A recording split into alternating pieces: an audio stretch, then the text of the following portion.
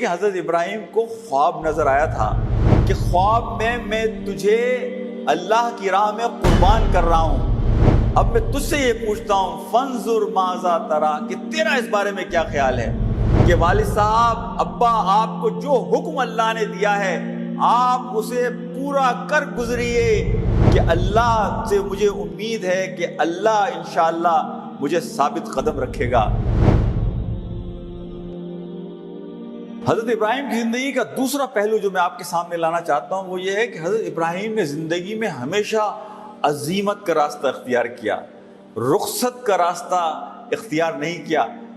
یعنی جو سورہ صافات کی آیات میں نے پچھلی مرتبہ پڑھی تھی، حضرت ابراہیم علیہ السلام اپنے بیٹے سے یہ بات کہتے ہیں انی اذباحک فانظر ماذا ترا، کہ بیٹا میں نے خواب دیکھا کہ خواب میں تجھے اللہ کی راہ میں قربان کر رہا ہوں۔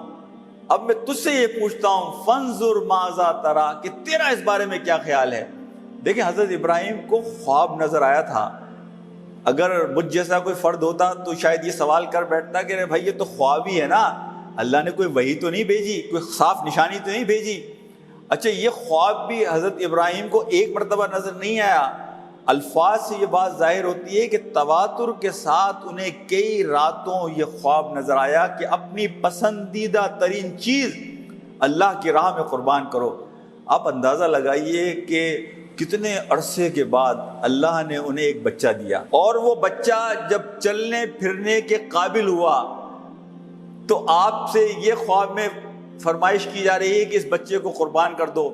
حضرت ابراہیم نے رخصت کا راستہ اختیار نہیں کیا۔ اپنے بچے سے بھی وہ جس طرح گفتگو کر رہے ہیں اس میں یہ اعتماد شامل ہے کہ بیٹا اس خواب کو مجھے پورا کرنا ہے، اللہ کی یہ خواہش ہے۔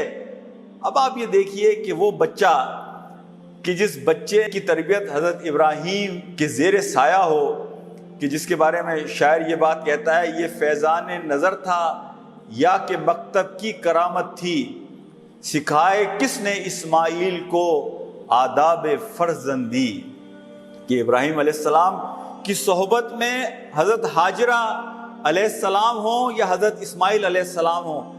حضرت ہاجرہ علیہ السلام بھی کوئی بہت عرصہ نہیں ہوا تھا مسلمان ہوئے، وہ تو بادشاہ کی طرف سے دیا گیا ایک تحفہ تھا جو مصر میں آپ کو دیا گیا، لیکن ایک بہت تھوڑے سے عرصے میں حضرت ابراہیم کی صحبت کے نتیجے میں آپ نے وہ تربیت کی حضرت ہاجرہ کی، کہ جس کے نتیجے میں تربیت ہوئی حضرت اسماعیل علیہ السلام کی، کہ جس کے نتیجے میں آپ دیکھتے ہیں کہ حضرت اسماعیل اپنے باپ سے کیا کہتے ہیں قال یا ابت افعل ما تؤمر ستجدونی انشاءاللہ من الصابرین۔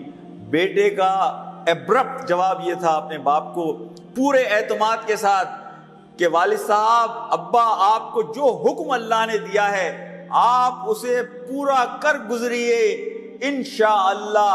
یعنی یہاں بھی وہ اللہ کی استعانت کی دعا کر رہے ہیں کہ اللہ سے مجھے امید ہے کہ اللہ انشاءاللہ مجھے ثابت قدم رکھے گا۔ میرے بھائیوں، دوستوں اور ساتھیوں، تو حضرت ابراہیم کو آگ میں پھینکے جانے کا معاملہ ہو، حضرت جبرائیل علیہ السلام آپ سے کہتے ہیں کہ اگر آپ کو کوئی مدد چاہیے ہو تو میں حاضر ہوں، لیکن حضرت ابراہیم کیا کہتے ہیں حضرت جبرائیل کو کہ جس نے مجھے اس حال میں ڈالا ہے اسے معلوم ہے کہ میرا کیا حال ہے۔ یعنی حضرت جبرائیل سے مدد لینے سے آپ نے انکار کر دیا۔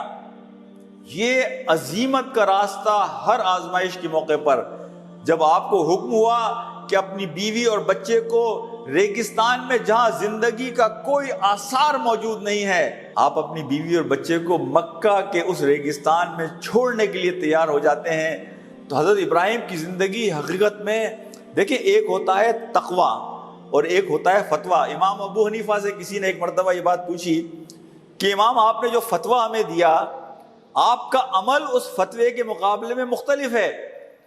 تو امام ابو حنیفہ نے بڑی خوبصورت بات کہی تھی، انہوں نے کہا ایک ہوتا ہے فتویٰ اور ایک ہوتا ہے تقویٰ۔ جو اللہ والے بندے ہوتے ہیں وہ فتووں پہ بھروسہ نہیں کرتے بلکہ وہ عزیمت کا راستہ اختیار کرتے ہیں۔ فتویٰ انسان کو اکثر اوقات ایک رخصت کا راستہ فراہم کرتا ہے کہ یہ بھی ایک راستہ ہے، اور ہم جیسے کمزور مسلمانوں کے لیے شاید وہ فتوے کا راستہ ہی بہتر ہوتا ہے۔